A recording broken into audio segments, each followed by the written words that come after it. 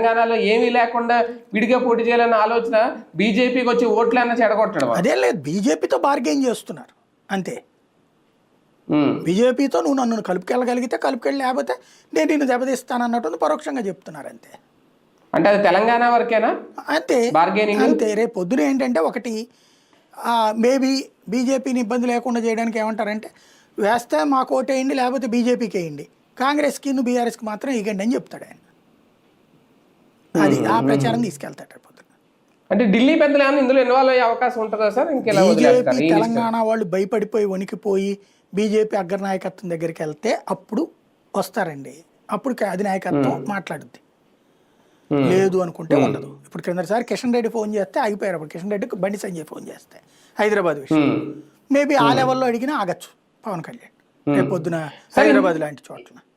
ఈ నిర్ణయాన్ని బట్టి భవిష్యత్తులో కూడా ఆంధ్రప్రదేశ్లో కూడా పవన్ కళ్యాణ్ రూట్ ఏమన్నా మారుతుందేమో, దానికి ఇది ఒక సంకేతం ఏమన్నా అనుకోవచ్చు. ఎప్పుడైనా సరే బార్గెనింగ్ ఉంటుంది. ఇప్పుడు మొన్న బార్గెనింగే జరిగింది. ఈ 47 వాళ్ళు 21 ఇచ్చారు. ఏమీ లేని చోటే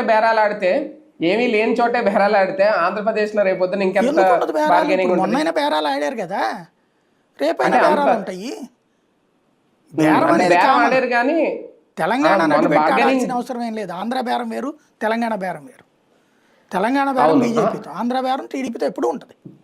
ఇప్పుడు మీరు ఎంపీలు తీసుకున్నారు కాబట్టి మన్నయ్యకి మంత్రి మనలేదా ఏంది?